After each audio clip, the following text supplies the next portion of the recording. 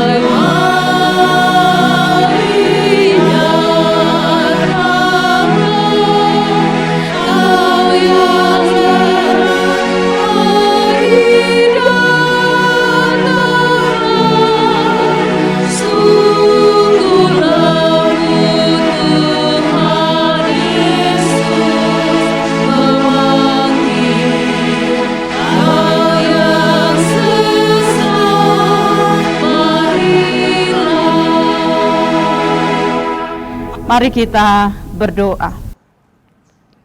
Ya Yesus Kristus Tuhan kami percaya sungguh bukan hanya puji-pujian ini yang mengajak kami untuk menyadari bahwa Tuhan kami dalam kelembutan dan cinta selalu sedia menanti kami, bahkan memanggil kami dalam kasih yang kekal. Sebab Tuhan Yesus sendiri berkata, marilah kepadaku semua yang letih lesu dan berbeban berat, aku akan memberi kelegaan kepadamu. Tuhan, kami datang dalam pengakuan dosa kami saat ini. Ada begitu banyak hal-hal di hidup kami yang membuat kami hidup dalam dosa.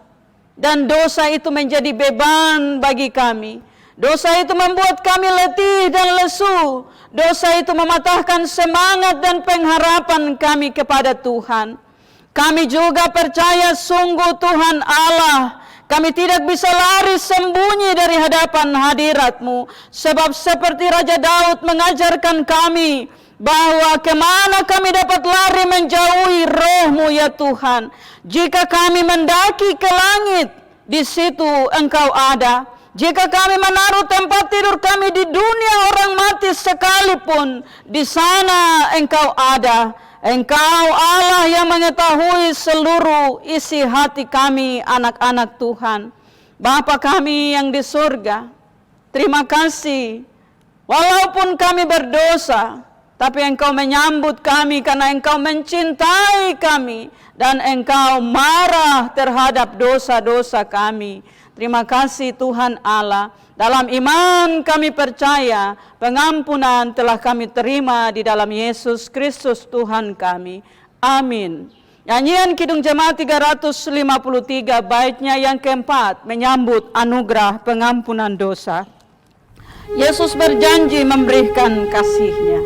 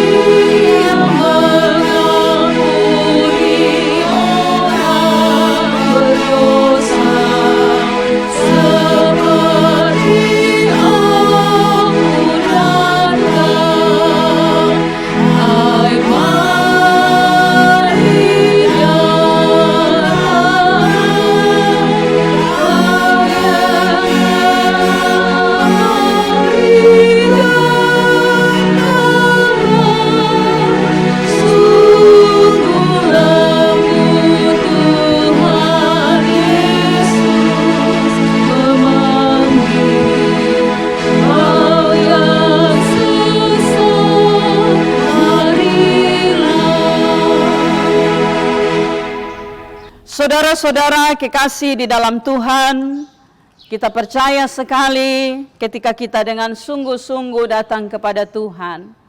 Ia Allah yang setia, Allah yang penuh dengan belas kasih, Allah yang selalu menjanjikan bagi kita pengampunan dosa. Berita rahmat anugerah pengampunan dosa saya memilih dari kitab Mazmur, pasal 117, ayat yang pertama dan ayat yang kedua. Demikian bagi kita berita ini. Pujilah Tuhan, hai segala bangsa. Pujilah Tuhan, hai segala bangsa. Megahkanlah Dia, hai segala suku bangsa. Sebab kasih-Nya hebat atas kita dan kesetiaan Tuhan untuk selama-lamanya. Haleluya. Menyambut anugerah ini, nyanyian Mazmur 138, baitnya yang pertama dengan sukacita, bernyanyi segenap hatiku.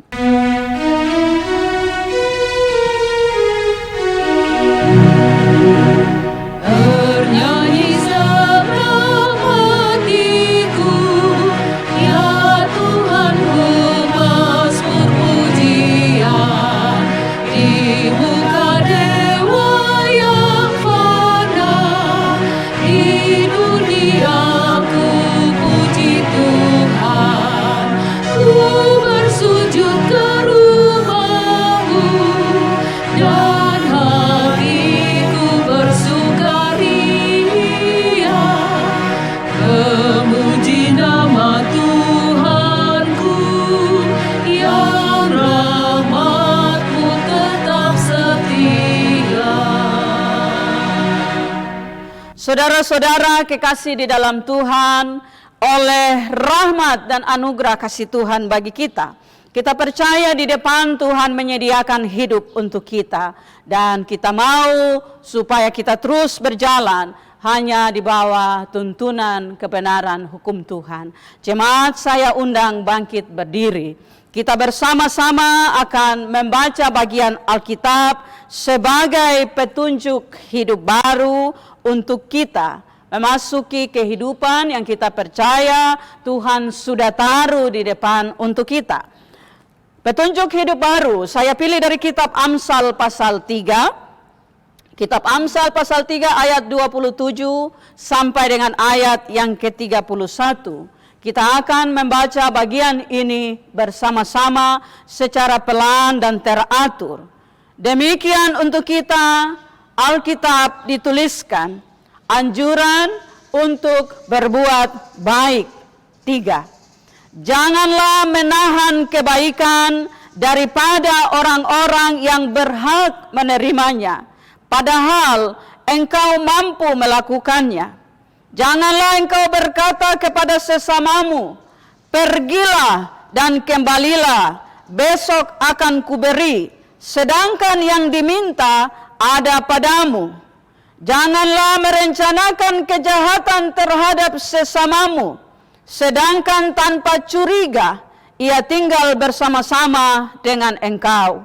Janganlah bertengkar tidak semena-mena dengan seseorang, jikalau ia tidak berbuat jahat kepadamu. Janganlah iri hati kepada orang yang melakukan kelaliman, dan janganlah memilih satu pun dari jalannya, karena orang yang sesat adalah kekejian bagi Tuhan, tetapi dengan orang jujur ia bergaul erat. Kiranya dengan pertolongan kuasa Roh Kudus, kita bisa hidup sesuai dengan petunjuk kebenaran firman Tuhan. Amin. Jemaat, saya persilahkan duduk kembali. Jemaat yang Tuhan Yesus Kristus kasihi, di minggu ini, Minggu 28 Juni, minggu terakhir di bulan Juni, bagian Alkitab dipilihkan untuk kita dari kitab Kisah Para Rasul pasal yang ke-20 ayat yang ke-17 sampai dengan ayat yang ke-38. Kisah Para Rasul pasal 20 ayat 17 sampai dengan ayat 38. Sebelum kita baca Alkitab dan nanti kita akan dengarkan dalam khotbah, selalu kita berdoa supaya Roh Kudus tolong kita untuk bisa mengerti apa yang ditulis di Alkitab, juga yang apa yang akan disampaikan dalam khotbah. Mari kita berdoa. Allah Tuhan langit dan bumi, kami percaya Alkitab adalah kebenaran-kebenaran yang dituliskan oleh setiap hamba-hambamu yang engkau sendiri ilhami.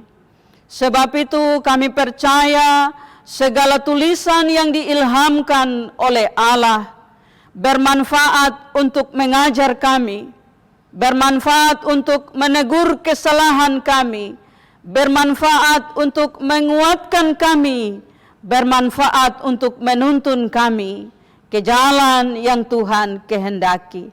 Hidupkanlah roh Tuhan dalam kami, supaya kami sanggup menemukan seluruh manfaat itu dalam firman Tuhan yang akan kami baca dan kami dengar di ibadah ini. Dalam nama Tuhan Yesus Kristus firman yang hidup, kami percaya dan berdoa oleh pertolongan Roh Kudus.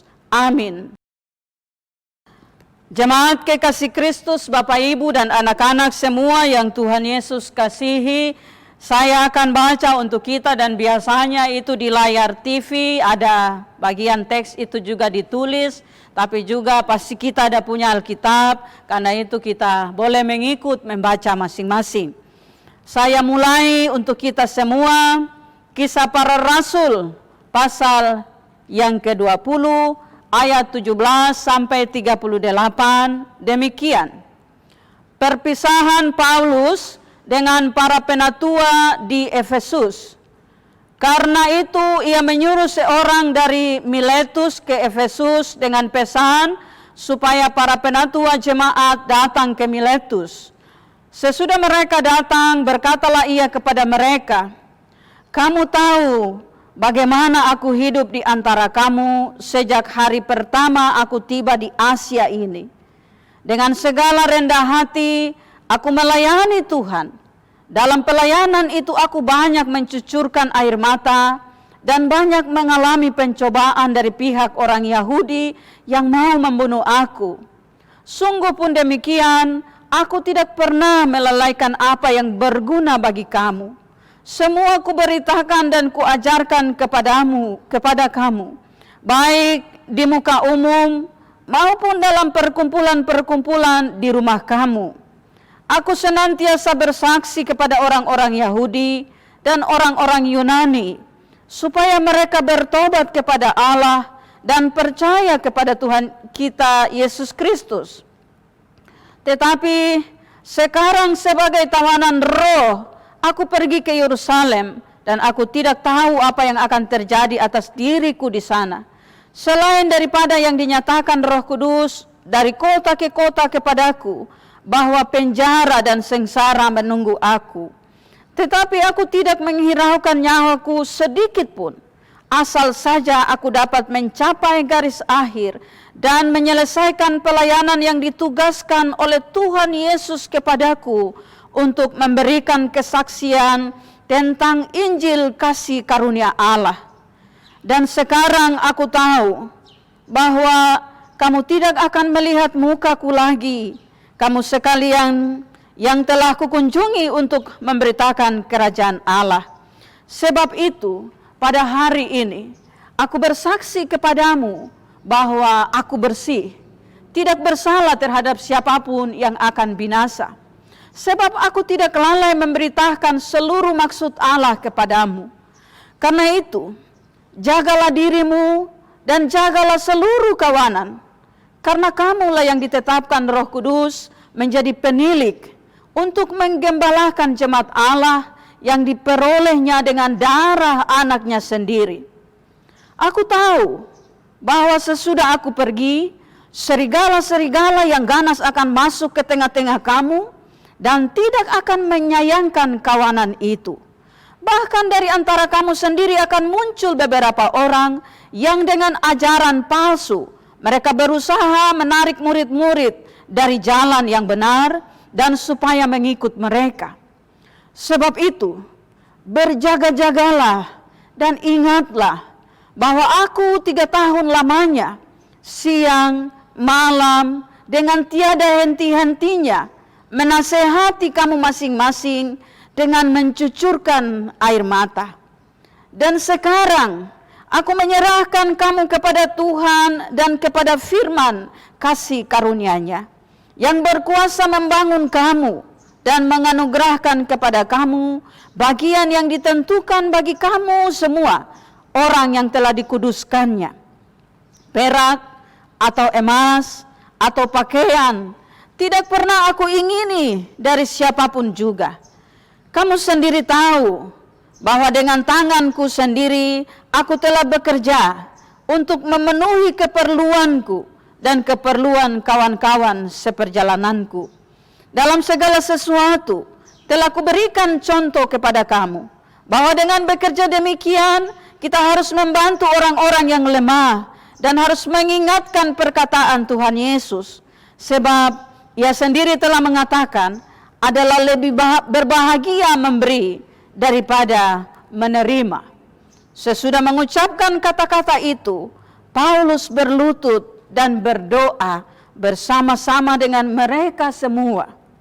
Maka menangislah mereka semua terseduh-seduh, dan sambil memeluk Paulus, mereka berulang-ulang mencium dia. Mereka sangat berduka cita, terlebih-lebih karena ia katakan bahwa mereka tidak akan melihat mukanya lagi. Lalu mereka mengantar dia ke kapal. Demikian bagian-bagian Alkitab untuk kita. Pujian kepada Kristus selama-lamanya. Haleluya.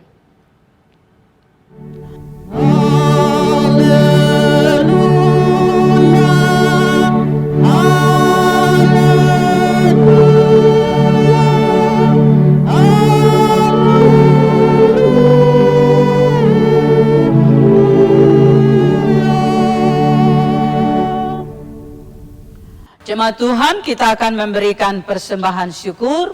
Untuk mengiringi pemberian persembahan, kita menyanyi dari nyanyian rohani 133, baitnya yang pertama, sambil persembahan kita berikan.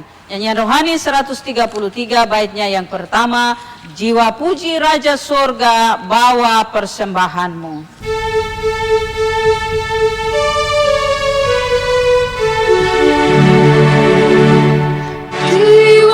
persembahanmu.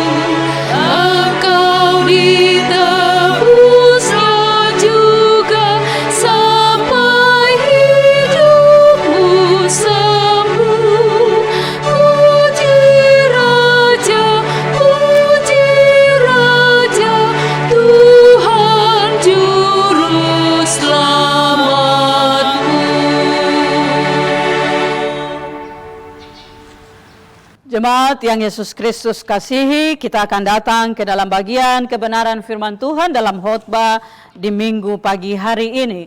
Untuk itu selalu seperti biasa, terimalah salam damai kita. Shalom. Sekali lagi, shalom.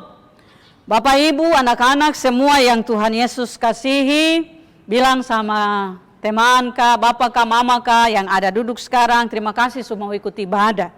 Karena ini pertolongan Roh Kudus, jadi kita masih tetap semangat untuk ikut ibadah di rumah.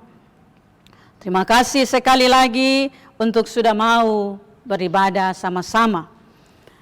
Di minggu pagi ini, minggu tanggal 28 Juni, bagian Alkitab yang sudah kita baca tadi, yaitu Kisah Rasul pasal 20, ayat 17 sampai dengan ayat 38, secara sinodal, diberikan tema untuk bagian ini, yaitu taat dan patuh pada kuasa Roh Kudus.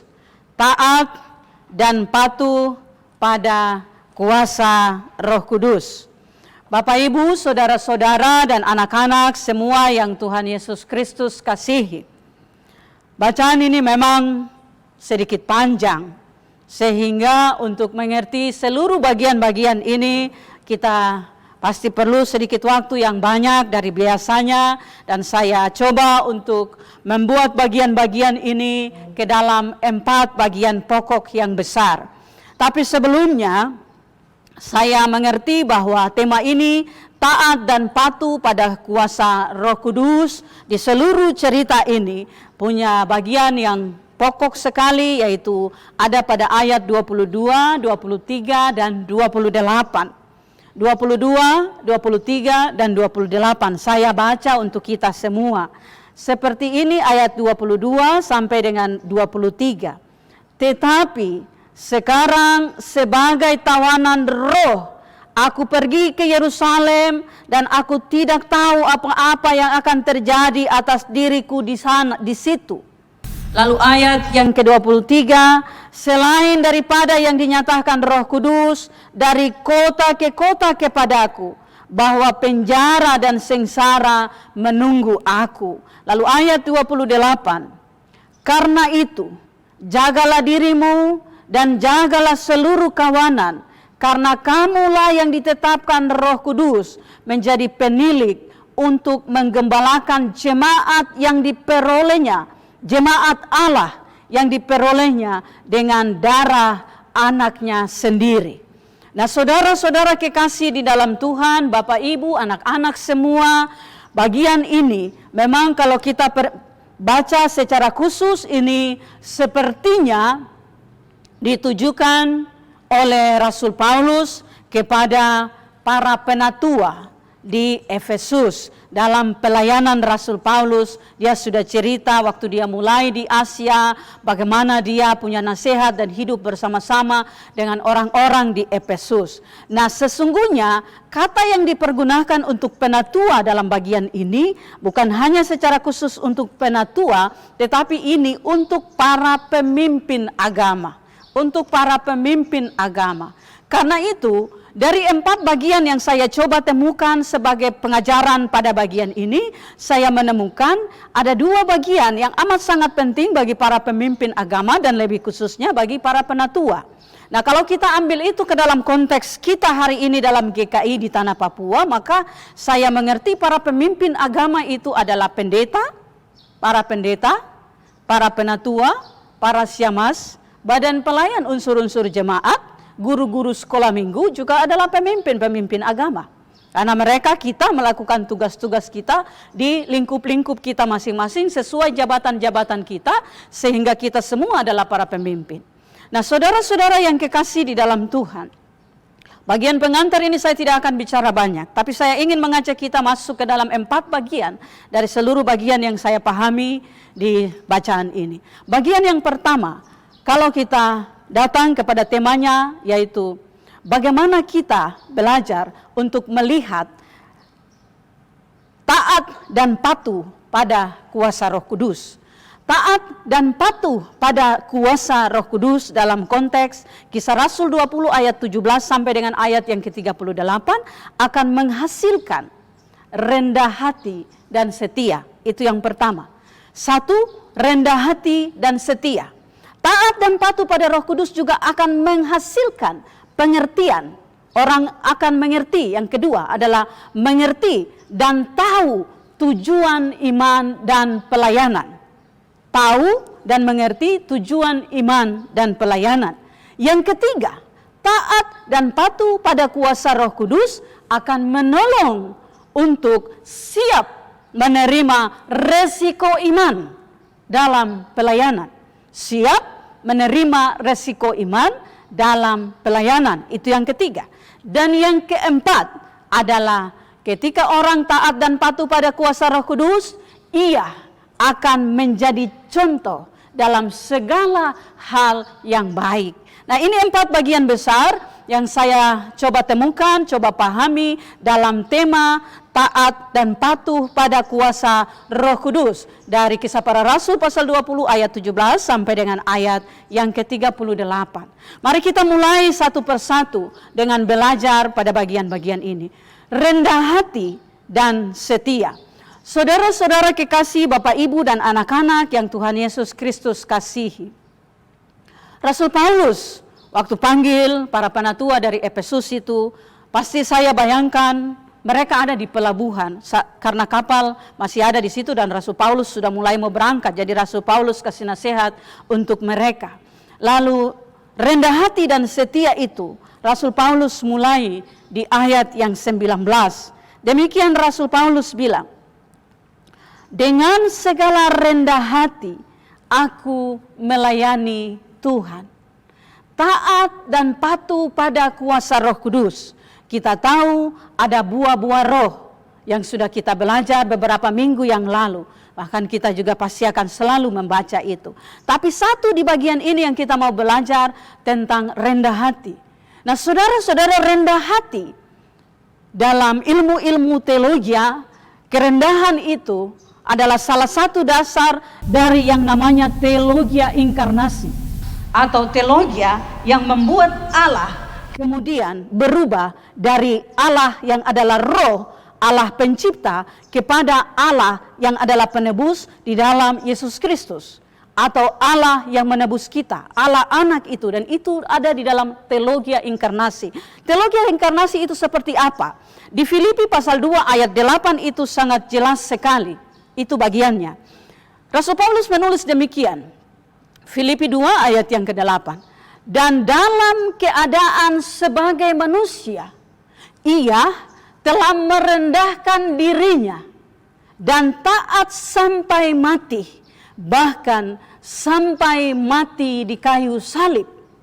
Rendah hati, merendahkan diri, membuat Allah yang adalah Tuhan itu merubah wujudnya lalu datang dalam rupa manusia. Bahkan dalam rupa manusia ia merendahkan dirinya sampai mati di kayu salib. Nah, saudara-saudara yang kekasih di dalam Tuhan kita Yesus Kristus, ini nasihat yang luar biasa. Kalau kita sebagai para penatua, syemasi, pendeta, guru sekolah minggu, pekerja di gereja, mari kita pegang satu bagian ini, rendah hati.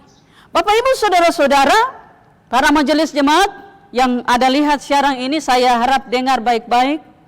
Sebab rendah hati bukan hanya sifat sosial yang diharapkan dimiliki oleh kita manusia, tapi rendah hati menjadi satu kunci sukses dari pekerjaan pemberitaan Injil dan pekabaran Injil. Dan itulah yang Rasul Paulus bilang, dengan rendah hati saya melayani Tuhan. Saudara-saudara, saya ingin mengajak kita untuk ambil bagian ini. Rendah hati itu amat sangat penting. Di dalam hidup kita tiap-tiap hari, kita punya banyak filosofi. Saya pinjam satu filosofi Indonesia yang bilang begini, belajarlah pada padi. Padi itu semakin menguning, semakin merunduk, semakin berisi, semakin menunduk. Nah, rendah hati punya hubungan dengan pengetahuan kita, status kita. Bagaimana kita belajar untuk merendahkan diri, merendahkan hati kita untuk pekerjaan pelayanan itu. Seringkali dalam hidup kita setiap hari, kita perhatikan bahwa banyak sekali kita bertahan dalam status sosial kita, status emosi kita. Sulit sekali rendah hati, tergampang ya. Meskipun kita biasa bilang, supaya kita bisa sama-sama hidup baik, mari rendah hati. Tapi ada yang bilang, aduh susah ya untuk rendah hati, biar sudah nanti Tuhan saja yang saya tanggung jawab sama Tuhan, tapi sama dia jangan suruh saya minta maaf. Jangan suruh saya lakukan itu, lakukan ini, karena saya sakit hati dengan apa yang dia bikin untuk saya. Rendah hati bukan hanya menolong kita untuk punya hubungan yang baik dengan Tuhan. Tapi Bapak Ibu masih ingat dalam khotbah di minggu yang lalu, bahwa rendah hati itu adalah satu karunia yang juga menolong kita untuk membangun hubungan kita dengan sesama kita. Rendah hati menolong kita untuk melakukan pekerjaan pelayanan dengan sungguh-sungguh. Melakukan pekerjaan pelayanan dengan rela hati, itu yang dibutuhkan. Karena itu kalau Rasul Paulus kasih nasihat pada bagian ini, mari kita belajar untuk berjuang melakukan pekerjaan pelayanan ini dengan rendah hati. Mungkin kita adalah orang yang punya pengetahuan tinggi, titel banyak. Kita adalah orang yang punya status sosial tinggi. Tapi saudara-saudara, rendah hati itu mengajar kita untuk lepas semua status kita. Lalu kita hanya bekerja untuk melayani Tuhan. Demikian dalam hidup rumah tangga. Rendah hati bisa menyelesaikan banyak sekali perkara. Rendah hati bisa menyelesaikan banyak sekali masalah. Sebab apa? Bukan berarti kita tidak mau untuk menunjukkan bahwa kita pintar. Tapi kita semua sudah tahu, mengalah bukan berarti kalah. Rendah hati bukan berarti tidak tahu apa-apa. Tapi rendah hati memberi ruang untuk ada damai. Rendah hati memberi ruang untuk ada penyelesaian masalah. Saya dengar satu nasihat yang baik sekali dari seorang tua yang mau berusaha supaya anaknya bisa berbalik pada orang tua ini. Salah satu konsep rendah hati menolong orang tua ini untuk bilang, saya orang tua pernah menjadi anak, anak belum pernah menjadi orang tua. Orang tualah yang pernah menjadi anak.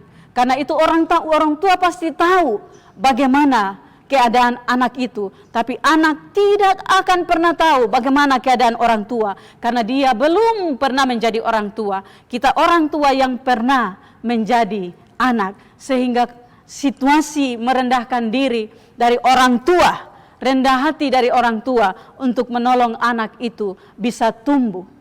Tapi di zaman sekarang ini kita bilang banyak pengetahuan semakin tinggi, banyak pengetahuan semakin hebat, sehingga orang bilang hampir mirip seperti tua-tua keladi atau tua-tua seperti kelapa tua. Semakin tua semakin kering, kepala semakin keras. Jadi orang biasa bilang, ya seorang tua baru macam tidak bisa mengerti, karena itu tua-tua seperti kelapa tua. Tapi mari kita belajar supaya kerendahan hati itu bisa sama seperti padi. Semakin penuh kita, semakin menguning kita, kita semakin merendahkan diri, semakin rendah hati. Maka itu akan menolong dalam pelayanan kita, dalam pekerjaan-pekerjaan kita. Rasul Paulus kemudian juga melakukan semua itu dalam kesabaran, rendah hati, sabar, dan setia. Saudara-saudara, Bapak Ibu, anak-anak semua yang Tuhan Yesus Kristus kasihi, perhatikan dalam cerita ini, bagaimana Rasul Paulus itu sabar sekali, bagaimana ia setia sekali mengerjakan pekerjaan-pekerjaan ini dalam kerendahan hati dan kesetiaannya. Kita tadi baca di ayat yang ke-22 sampai dengan 23 itu. 21 pun dia bilang, saya sudah mengajarkannya berulang-ulang untuk kamu, menasehati tak henti-hentinya. Di depan umum, bahkan dari rumah ke rumah, saya menasehati dan mengajarkan kamu. Nah Bapak Ibu saudara-saudara yang Tuhan Yesus Kristus kasih khusus untuk kita para majelis jemaat, saya waktu baca bagian ini selalu saya hubungkan dengan hidup kita tiap-tiap hari. Lalu saya pikir di waktu COVID ini, apa yang kita majelis, penatua syamas, apa yang sudah kita kerjakan dalam pekerjaan pelayanan ini. Rasul Paulus bilang, saya tidak henti-hentinya menasehati kamu. di depan umum dari kamu punya rumah, di dalam rumahmu, maka ada bagian yang harus kita lakukan untuk memberitakan Injil Kerajaan Allah dengan setia, dengan rendah hati di zaman hari ini. Dalam konteks hidup persekutuan jemaat Martin Luther Sentani, ini juga sedang kita kerjakan. Memberitakan di depan umum itu kita tidak lakukan lagi. Tapi dari rumah ke rumah, di dalam rumah, itu yang sementara ini kita lakukan. Karena itu, Bapak Ibu Majelis Jemaat, jangan merasa bosan, lelah, atau capek, atau bahkan mungkin seperti tadi dalam rendah hati itu kita tidak punya, lalu kita tidak melakukan bagian ini dengan baik. Mari lakukan bagian ini dengan baik, dalam sabar dan setia. Karena itulah salah satu bagian yang kita temukan di sini pada orang yang taat pada kuasa Roh Kudus. Yang kedua, dalam sabar dan setia itu, Rasul Paulus melakukannya. Di ayat yang ke-31 kita lihat dia bilang, saya sudah bekerja selama 3 tahun. Siang malam saya mengerjakan ini. Nah saudara-saudara, mari kita belajar dari kesetiaan, kesabaran, kerendahan hati dari Rasul Paulus sebagai buah dari taat kepada kuasa Roh Kudus. Itu yang pertama. Yang kedua, tahu dan mengerti tujuan iman dan pelayanan. Tahu dan mengerti tujuan iman dan pelayanan yang dikerjakan. Bagian ini kita temukan waktu Rasul Paulus mengatakan pada ayat yang ke-24, bagian B. Demikian saya baca. Asal saja aku dapat mencapai garis akhir dan menyelesaikan pelayanan yang ditugaskan oleh Tuhan Yesus kepadaku, untuk memberikan kesaksian tentang Injil kasih karunia.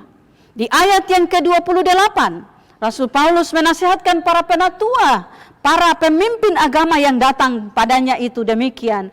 Ia katakan, karena kamulah yang ditetapkan Roh Kudus menjadi penilik untuk menggembalakan jemaat Allah yang diperolehnya dengan darah anaknya sendiri.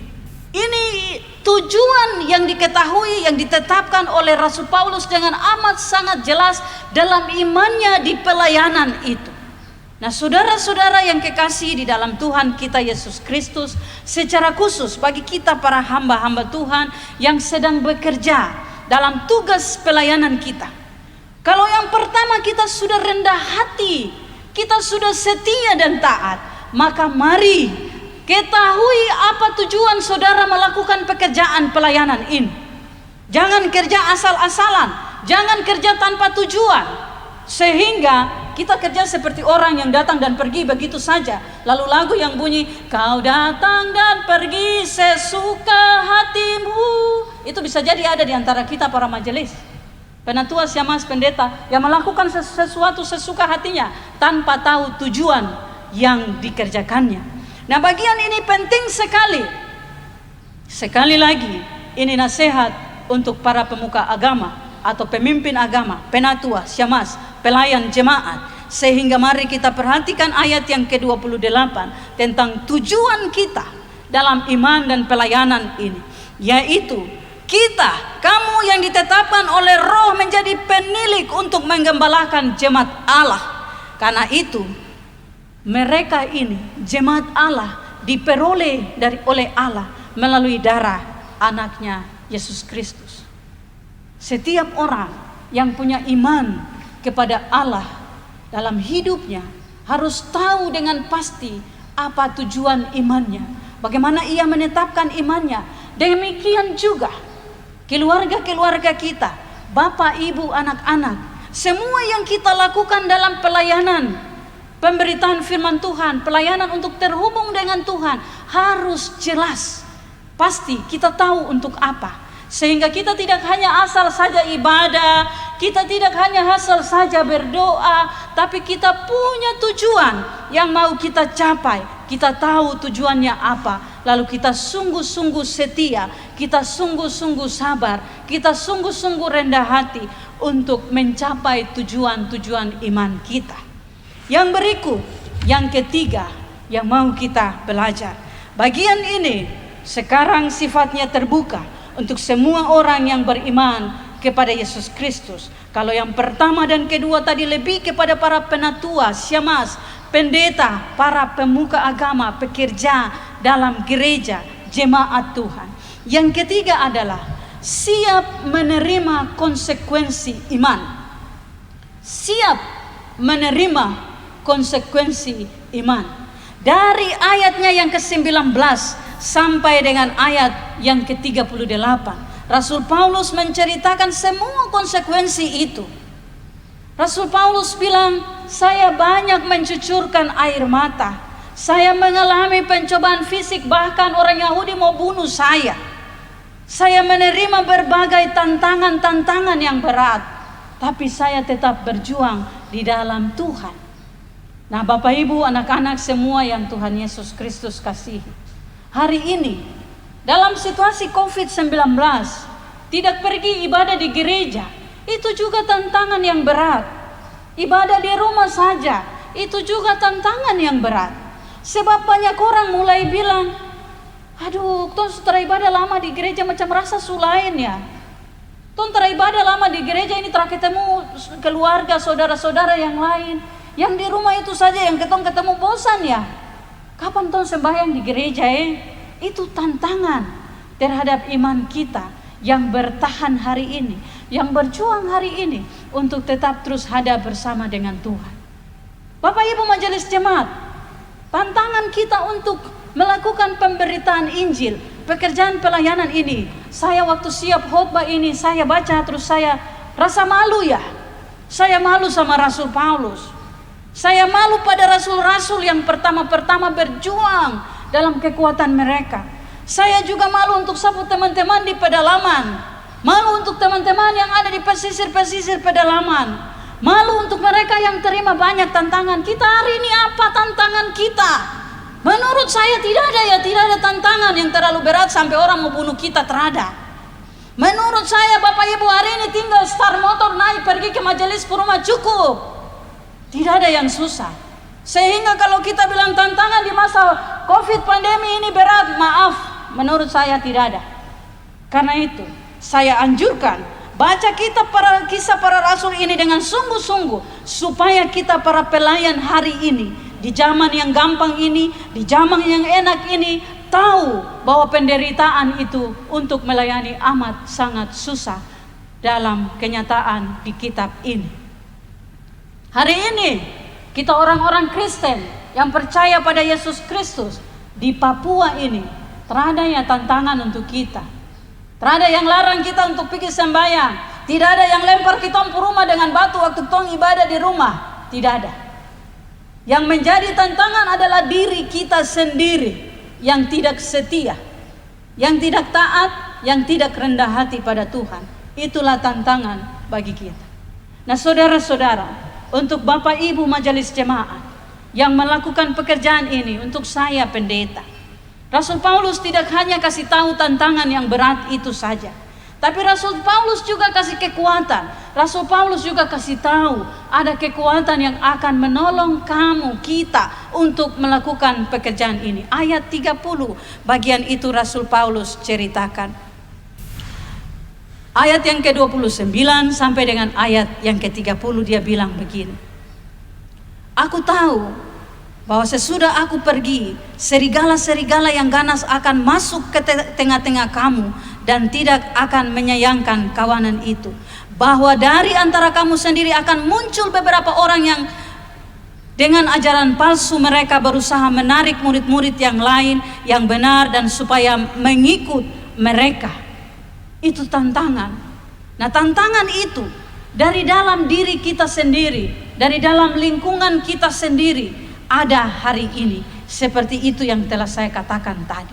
Tapi supaya kita tetap kuat, kita supaya tetap tahan di dalam Tuhan, ketika ada tantangan itu datang, ayat 32 Rasul Paulus kasih tahu. Dan karena aku menyerahkan kamu kepada Tuhan dan kepada firman kasih karunia-Nya yang berkuasa membangun kamu dan menganugerahkan kepada kamu bagian yang ditentukan bagi semua yang telah dikuduskannya. Kasih karunia Tuhan, anugerah Tuhan, kekudusan Tuhan yang Tuhan beri bagi kita, itulah yang menjadi kekuatan kita untuk melakukan pekerjaan pelayanan ini, untuk melakukan pekerjaan pemberitaan Injil di dalam rumah kita kepada orang lain ketika kita menerima tantangan dan pencobaan-pencobaan. Tetapi taat kepada kuasa Roh Kudus akan menolong kita dengan kasih karunia Tuhan. Yang terakhir dari bagian ini, jemaat yang Tuhan Yesus Kristus kasihi, Rasul Paulus kemudian memberikan contoh. Jadilah contoh dalam segala hal. Karena itu ayat 35 sampai dengan 38, Rasul Paulus bilang, semuanya sudah saya lakukan. Saya sudah kerjakan segala sesuatu, saya sudah memberikan contoh semua yang baik untuk kamu. Nah, saudara-saudara, karena itu jangan bicara saja, harus menjadi contoh di semua hal baik. Demikian papa dan mama, kita selalu bilang, jangan suruh anak-anak untuk ibadah saya sementara kamu sendiri pemalas ibadah. Apalagi ibadah rumah hari ini dalam jemaat kita. Kita bilang anak-anak ibadah, bapak sibuk ya, bapak terikut mama capek ya, mama terikut, kami ibadah sendiri sudah. Nanti anak-anak dia bilang, bapak dan mama saya sendiri tertahu ibadah, baru suruh-suruh ketong saja ibadah. Jadilah contoh. Para majelis jemaat dalam mengerjakan pekerjaan pelayanan, jadilah contoh. Jangan majelis suruh-suruh keluarga ibadah, majelis sendiri tertahu ibadah di rumah. Ingat Bapak Ibu majelis, mulai dari kita jadilah contoh sehingga kuasa itu turun dari atas ke bawah dan mengalir atas pekerjaan yang kita kerjakan. Contoh yang disampaikan oleh Rasul Paulus di sini yaitu memberikan dukungan dari apa yang ia punya kepada orang lain. Karena itu, di dalam situasi hidup kita hari ini, marilah kita belajar untuk rendah hati dan setia, mengerti dengan pasti dan benar tujuan iman dalam pelayanan kita, tujuan kita untuk melayani. Kemudian kita juga siap menerima konsekuensi dari iman kita dan berjuang, berusaha menjadi contoh. Yesus Kristus Tuhan memberkati kita dengan kebenaran firman-Nya. Amin. Jemaat Yesus Kristus, kita akan datang ke dalam pengakuan iman percaya kita. Sidi jemaat, saya undang bangkit berdiri. Setelah pengakuan iman, kita akan menyanyikan nyanyian rohani nomor 3, baitnya yang pertama. Dalam persekutuan dengan Tuhan dan dengan semua orang percaya di segala zaman dan tempat, marilah kita mengaku iman percaya kita sesuai pengakuan iman rasuli. Bersama-sama kita mengatakannya. Aku percaya kepada Allah Bapa yang Maha Kuasa, Khalik langit dan bumi, dan kepada Yesus Kristus anaknya yang tunggal Tuhan kita, yang dikandung daripada Roh Kudus, lahir dari anak darah Maria, yang menderita di bawah pemerintahan Pontius Pilatus, disalibkan, mati dan dikuburkan, turun ke dalam kerajaan maut. Pada hari yang ketiga bangkit pula dari antara orang mati, naik ke surga, duduk di sebelah kanan Allah Bapa yang Maha Kuasa, dan akan datang dari sana untuk menghakimi orang yang hidup dan yang mati. Aku percaya kepada Roh Kudus, gereja yang kudus dan am, persekutuan orang kudus, pengampunan dosa, kebangkitan daging, dan hidup yang kekal. Nyanyian rohani nomor 3 baitnya yang pertama, hormat bagi Allah Bapa.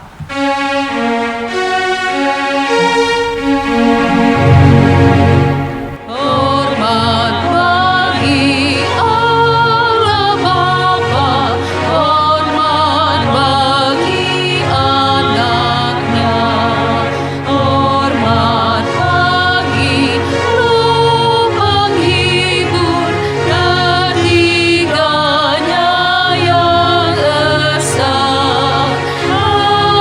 Haleluya, haleluya, ketiganya yang esa.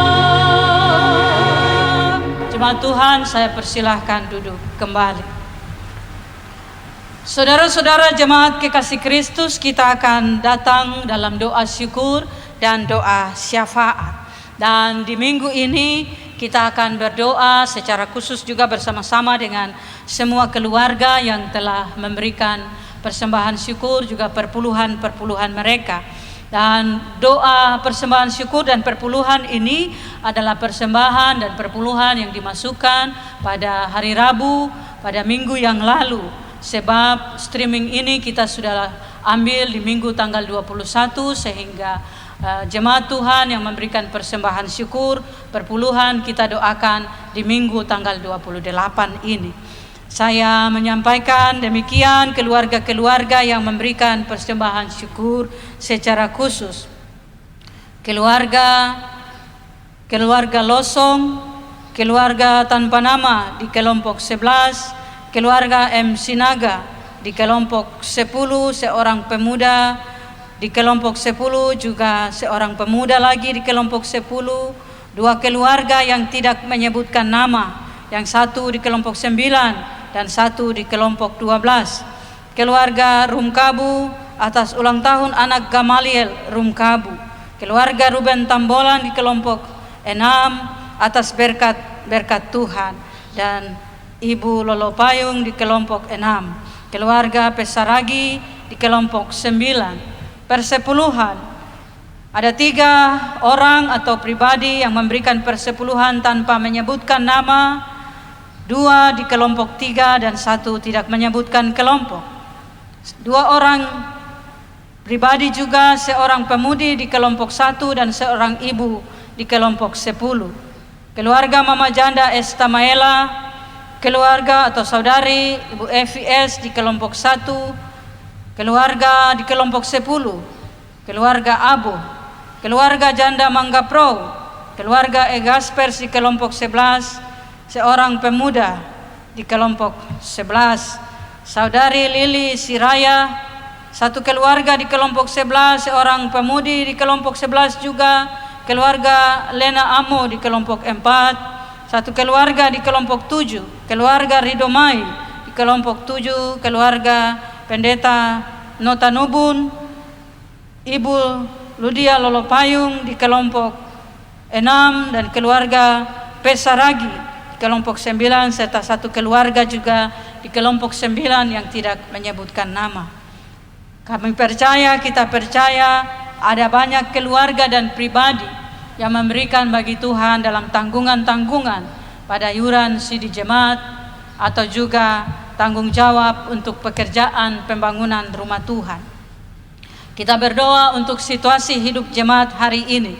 Secara khusus dalam jemaat GKI Martin Luther Sentani, kita yang masih melakukan ibadah di rumah-rumah kita, juga ibadah-ibadah hari Minggu. Kita berdoa untuk situasi new normal yang masih kita jalani ya, atau yang telah kita jalani hari ini, supaya setiap kita anggota masyarakat menjalaninya dalam ketaatan kepada Tuhan yang kelihatan dalam ketaatan kepada pemerintah. Kita berdoa untuk seluruh jemaat dalam GKI di tanah Papua yang sudah melakukan ibadah-ibadah di rumah, di gereja, supaya bagian-bagian ini terus menjadi kekuatan dalam pertumbuhan hidup jemaat Tuhan.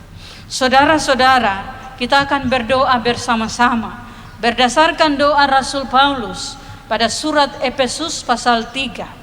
Efesus pasal 3 ayat yang ke-16 sampai dengan ayat yang ke-21.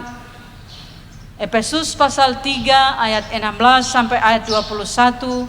Kita berdoa bersama-sama secara pelan dan teratur. Kita membacanya seperti berdoa. Mari kita berdoa.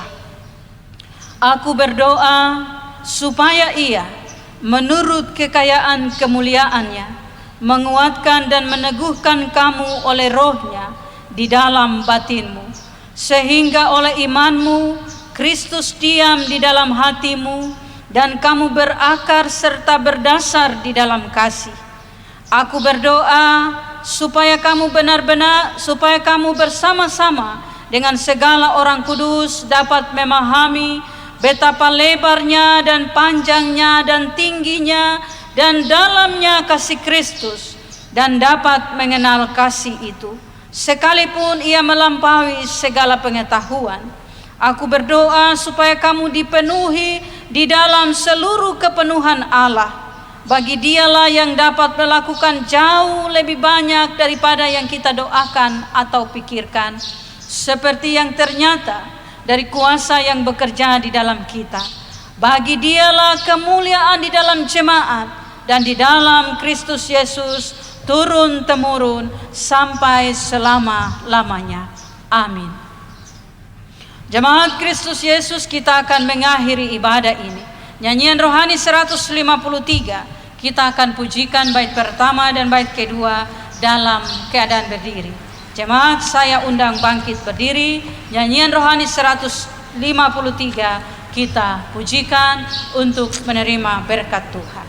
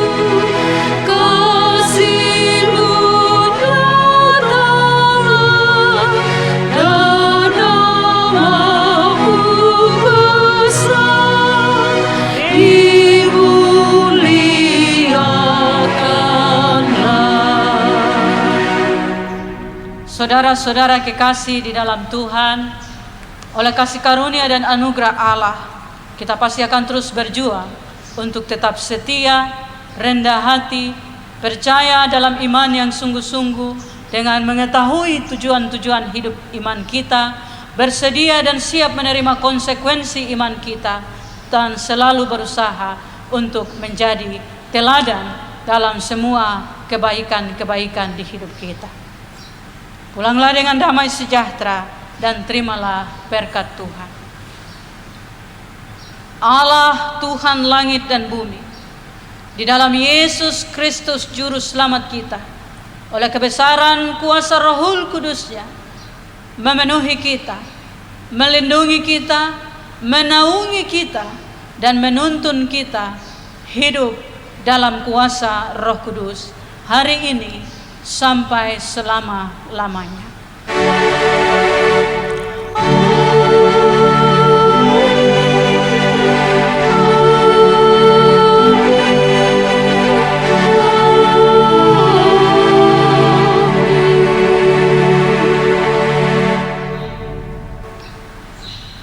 Demikian seluruh ibadah kita. Shalom. Bapak Ibu, saudara-saudara jemaat yang Tuhan Yesus Kristus kasihi, ini tanggal 28 sudah akhir bulan Juni. Saya sebagai pendeta jemaat, sebagai pelayan jemaat, mengucapkan terima kasih atas kesetiaan kita untuk tetap taat pada peraturan-peraturan yang berlaku. Meskipun kita semua sudah rindu untuk pergi ibadah di gereja, tetapi khusus di Jemaat Martin Luther Sentani, kita masih tetap melakukan ibadah-ibadah di rumah sampai dengan bulan Juni ini, dan kita akan melihat bagaimana perkembangan selanjutnya dengan situasi COVID yang masih ada di tengah-tengah hidup kita. Kiranya Tuhan menolong kita untuk tetap terus bersabar di situasi ini. Demikian, Shalom.